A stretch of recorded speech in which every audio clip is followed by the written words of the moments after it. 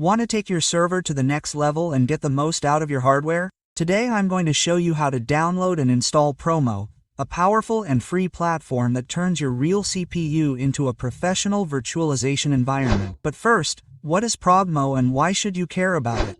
Proxmox is a virtualization server that lets you run multiple virtual machines and containers on a single computer, maximizing resources, improving management, and ensuring high availability. The best part about it all? It's open source, super flexible, and used by businesses and professionals for everything from a home lab, like the case we're going to do today, to enterprise infrastructures. So today we're going to stop using VirtualBox and consuming resources from our machine because we're going to install this server on a real machine. So if you want to discover how to get the most out of your hardware and take a leap towards real virtualization, stay tuned because this video is for you. Okay, here's the first thing we need to do to be able to put Proxmox into operation on our server or to put Proxmox into operation on our server. We simply go to our search engine, we're going to type Proxmox here, and here we simply go to the official website. On the official website we go here to downloads, and in downloads we are going to download this version that is here, Proxmox B8.4 ISO installer. We click here and simply download the .iso file. This file is not going to download here. ISO, which is actually the one we are going to use to be able to boot our USB memory. I'm going to cancel it because I already have it downloaded, and here I have it. Proxmox B8.4.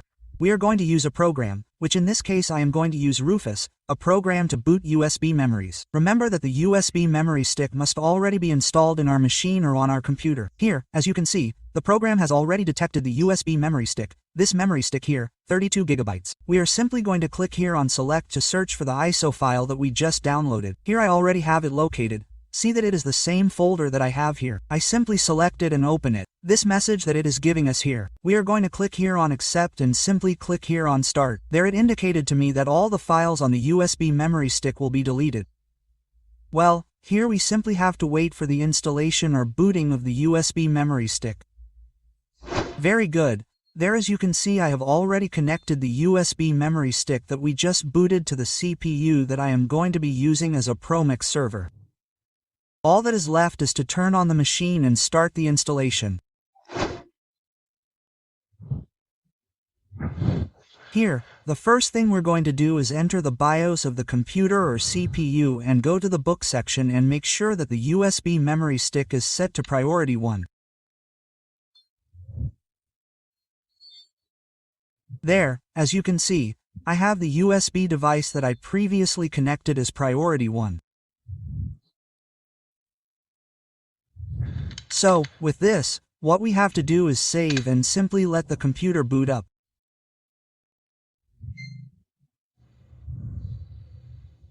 And there it is. There we have the first window that tells us if we want to install Proxmox with a graphical interface with the terminal. In this case, we're going to choose the first option. Enter. I want to apologize mainly for the way I'm recording this video, but obviously you'll know and understand that since I'm installing the server directly on a CPU or on a computer, I obviously don't have the option to record the screen. So I have to do everything this way as I'm doing it. Using the mouse, I'm going to go here. In this case, this is the license that it's indicating. Let's click on Add here. Proxmox, Virtual Environment. These are basically the recommendations. Here it tells me what the disk will consume. In this case, the disk that I have, everything will be stored on the disk. 4.65 gigabytes. I have it available here. Obviously here we have the option to choose if in this case we have another disk. Since I only have one disk connected to this CPU, I'm simply going to leave it as is. I'm going to click on Next here to continue moving forward. I'm going to go to the Americas section. America, Toronto, America, Tijuana. Here I have an America, which in this case would be America Merida. I'm going to check if America Caracas is around here. Here we start with C. Here is America Caracas. Here I have it. Very good. That's the area, and in this case the language in which the keyboard will be Spanish here. I don't think it has the Latin American Spanish option to see. No, it only gives the Spanish option. Well, I'm going to choose that option, Spanish.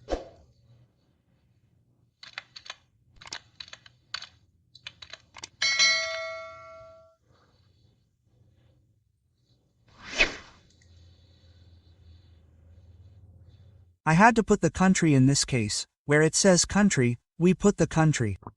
Now here in the administration section, here where we are going to put the passwords or the password to be able to access our server.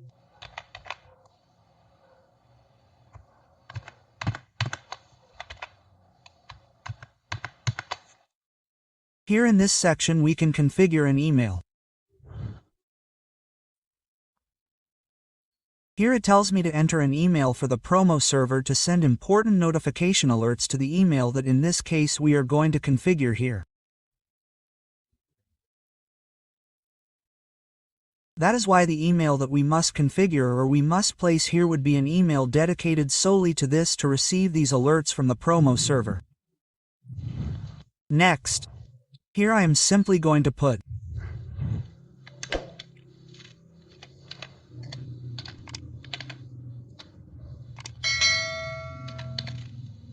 Okay, I am going to leave it like this. Here it shows me the interface, in this case F, the ESP4S0.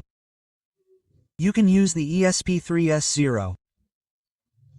In this case I am going to use the 4. Here I am placing the host name like this, and well, the network segment that it is indicating to us, this network segment /24. In this case, we can change the addresses that it is obviously giving here. However, well, I'm going to leave the same one that is choosing the system. Very well, here it is giving us a summary of everything that we have already configured. See that here we have the file system, the disk that is stored in the DEP SDA, obviously the country Venezuela, the time zone America Caracas, well, the Spanish keyboard United States. Well, here I place this email. Remember that this email does not really exist. I am simply placing it for configuration purposes. The interface is NP4S0, the host name that in this case I am placing Proxmox as well. And well, here we already have the segment in this case of the network that our server is going to use. Obviously the DNS that we have here, but this is a local DNS. When we connect it to REC, it will obviously use another DNS, or I think we can do that as well when we have the server configured. Let's click on Install here to start the installation because all of this was simply the configurations that were requested in order to install the server. Now, what we've done here now, we can modify once the server is installed.